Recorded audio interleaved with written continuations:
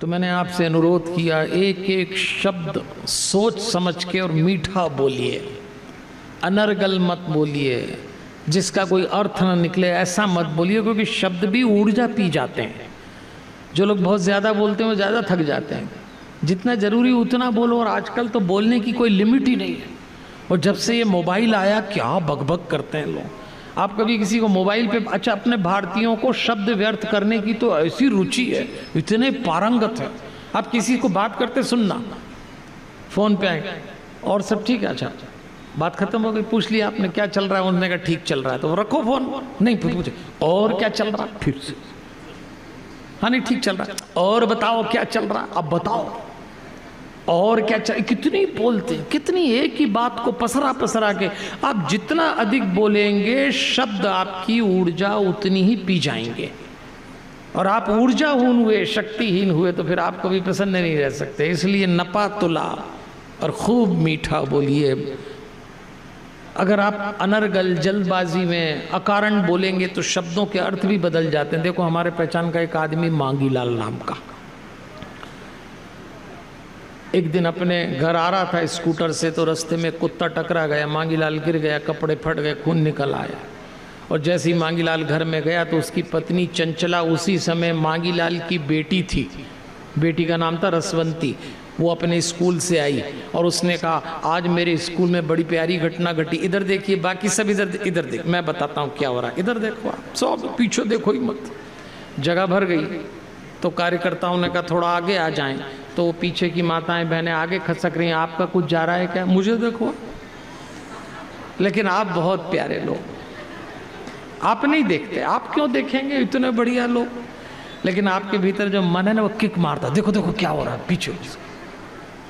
अच्छा देख के फिर आपस में बोलेंगे जगह भर गई, जगह भर गई। अरे चुपचाप इधर देखो भाई, आपको कोई प्रॉब्लम है क्या, इधर देखो, कथा इधर हो रही है। भाई आपको अगर प्रॉब्लम हो गई, नहीं पंडित जी 3 घंटे लगातार आपको नहीं देख सकते तो बात अलग है, हम भी ठीक ठाक दिखते हैं, आपको क्या समस्या है। हम भी यहाँ आने के पहले 15 मिनट तैयार होते हैं,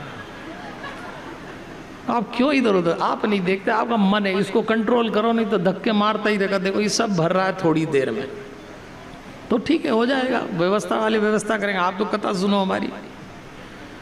तो मांगीलाल की बेटी रसवंती अपनी माँ चंचला से बोलती, आज मेरे स्कूल में मेरी टीचर ने मेरी बहुत प्रशंसा की, मैंने एक निबंध लिखा और मुझे पहला पुरस्कार मिला। उसी समय घायल मांगीलाल आया, अपनी पत्नी से बोला चंचला पहली मेरी बात सुन, मैं रास्ते में आ रहा था, एक कुत्ता टकरा गया। बेटी बोली नहीं, पहले पापा की नहीं, मेरी बात सुनो, आज मुझे पहला पुरस्कार मिला, टीचर ने मेरी तारीफ करी। मांगीलाल बोले चुप रहे, टीचर और तेरी तारीफ, चुप रहे, पहले चंचला मेरी बात सुन, आज रास्ते में आ रहा था, स्कूटर से कुत्ता टकरा गया। बोले नहीं मम्मी मेरी बात सुनो। चंचला परेशान है, बोले अरे चुप रहे, पहले कुत्ते की बात सुनने दे।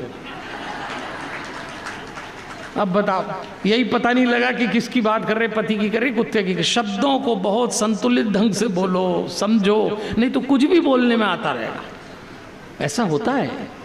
और एक भी शब्द गलत निकल जाए तो वो ऊर्जा पी जाएगा। इसलिए देवियों और सज्जनों, अब थोड़ी लिंग पूजन की बात आई है। भगवान शिव अंतर्धान हो गए और लिंग पूजन का विधान आरंभ हुआ, शिव पूजन का विधान बताया है।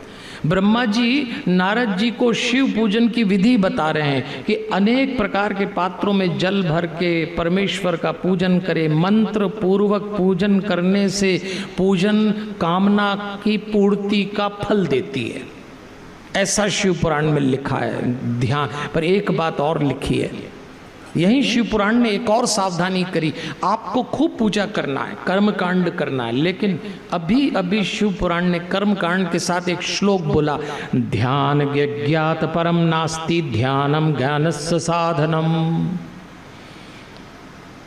हमारे ऋषि और ग्रंथकार कहते हैं ध्यान यज्ञ से परे कुछ भी नहीं है, ध्यान ही ज्ञान का साधन है। ध्यान से ही योगी शांति रस को प्राप्त होते हैं। श्रेष्ठम यागी ध्यानेन पश्यति, ऐसा लिखा है। अपने काम की बात यह कि ध्यान से हम शांति रस को प्राप्त होते हैं। ये वही ध्यान है जिसको अंग्रेजी में मेडिटेशन कहा गया है। अभी शिव पुराण में, अभी कर्मकांड शुरू होने वाला है, तो शिव पुराण ने हमको अलर्ट किया हमको चैतन्य किया, हमको जगाया कि ध्यान रहो भाई, 2 वक्त तो मेडिटेशन करना ही पड़ेगा। और नहीं करते हैं और केवल कर्मकांड करते हैं। हमारे देश में यही एक गड़बड़ हुई। योगियों ने क्या कहा कि हम तो योग से ही भगवान को प्राप्त करेंगे, भक्ति हमारा क्षेत्र नहीं। तो योगी बाद में जाके उनका पतन हुआ, भोगी हो गए। भक्तों ने कहा हमें योग नहीं करना, हम तो पूजा पाठ आरती करेंगे, तीर्थ जाएंगे, वो भी अति पर टिक गए। भक्तों ने कर्मकांड की अति की तो वो अशांत हो गए।